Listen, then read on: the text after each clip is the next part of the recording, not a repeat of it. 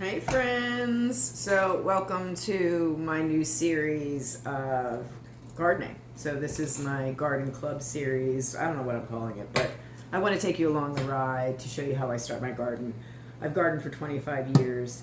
I think this is an awesome opportunity if you've never gardened before to kind of hear and see the process of how someone starts a garden. I start it from seed, I transplant, and then I go into a garden. So this is a great place. I want to just share my information with you all. What a great community. This is also a great way to incorporate journaling because you can create a really fun junk journal and journal your process along the way. And it's any excuse to make another journal, y'all. So let's talk why we're talking gardening in January. January is planning time. This is where you're going to figure out what type of gardening you want to do, what type of gardening you have, what do you want to plant next year, what seeds do you have from last year, are you starting from seed, are you buying your things, maybe pricing it out. Seeds and plants are getting really, really expensive anymore, so the more you can save your own stuff from year to year and the more you can start yourself, the cheaper this is going to be. I'm an urban gardener, urban farmer. I live in a city. I work with raised beds, and then I use containers all throughout my garden, specifically with potatoes. But I also, let's talk what we're doing now. So I have a journal for this year. Angie Decker-Legan. I don't know if I said that right, but it's really fun to say. She made this journal for me. It reminds me of The Secret Garden. And I said, you know what? This is going to be this year's 2026 garden book. And I love it. She gave me a beautiful ephemera pack that I can use in here to really junk it up and make it a junk journal. But what do I use my journal for when I garden? Man, we start with planning. I plot out, I draw in this, I sketch out my garden. I get in with like colored pencils sometimes, watercolor, whatever it is. Sometimes I need to visually see what I want to do. And that's my process. That doesn't need to be your process. But I do use my book for planning, list making, shopping lists. A lot of like just seeds do I want to grow? What seeds do I have? So a lot of it is just planning in the beginning. And then as the season goes on, I'll show you what I use for it when I track the things I plant and how I would use a journal to track, or if I'm having problems with something, I might talk about the things that went wrong during the growing season, how I could do them different. And I make a journal every year. This is last year's journal. It's super cute with this big onion on it. Is that upside down? My cat scratched it. And then a potato. So again, this is this year's journal. This is how I'm incorporating junk journaling with gardening. So let's talk about seeds. I do store seeds long term in my freezer, but this is my little container that I have upstairs. Throughout the winter, I like to do lettuce inside, catnip, sometimes mint, things like that, some herbs, things like that. So I heavily already went through my seeds to see what I needed or see what I consolidated. I don't worry about expiration dates. You can always germinate and do a germination test on your seeds. So don't throw seeds away because they're expired. That's just silly. But I did go through my seeds. So what I'll do next today is maybe pull out my seed magazines and start doing a little perusal. Sometimes it's fun to just look. I do like to grow something new every year. So that's always fun to pick out something I've never grown before.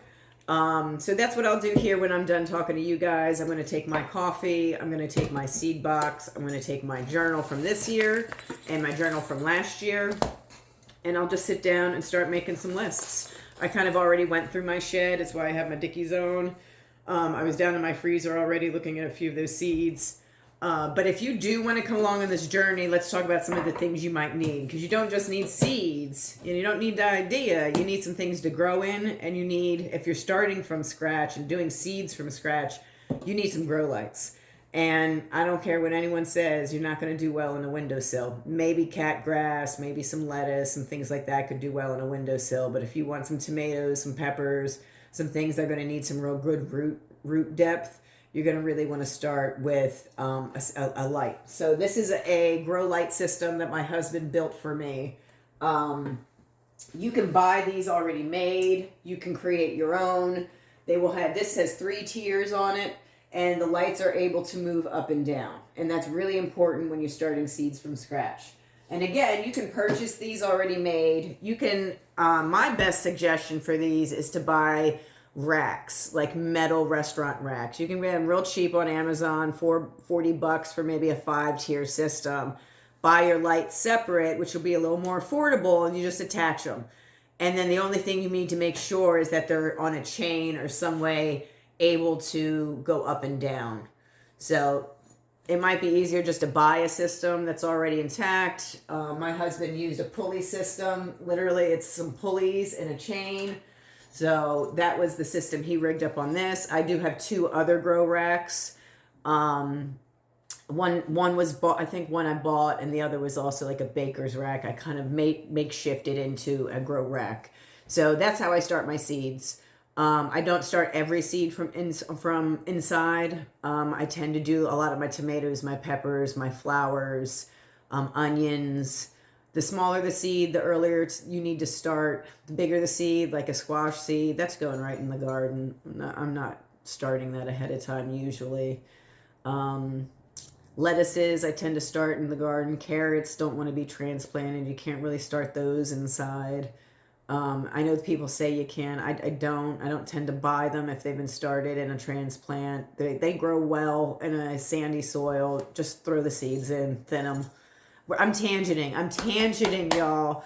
Okay, back to it. Just wanted to jump on. Beginning of my gardening series. Wanted to introduce you to January. January is planning. January is making a journal. January is buying seeds, buying containers to start your seeds in. I'll show you what I have in another video of what I'll use to start my seeds this year. And again, I start in February. For some of my earliest seeds like onions and flowers and things like that. They like a nice 8, 9, 10, 12 week window to get started. And onions specifically grow in a cold climate. I can start them outside when there's still some frost on the ground. They can tolerate that. Throw a bunch of hay on top of it. They'll keep growing through it. I'm tangenting again. That's how much I love to grow things. But anyways, get your journal, go through some seeds. It's fun looking at seed magazines. Maybe you have some just laying around. Go through them. Go collect them. Put them in a little place. Put them in a journal. Have some fun with it. Let's try something new this year, y'all. Stuff's expensive. It's amazing when you can make your own things. The joy you get of growing something and then turning it into something for your family or for yourself is a wonderful, wonderful feeling. And it's a gift that you can keep on giving. So happy crafting. And now, happy gardening. Have a great day, guys.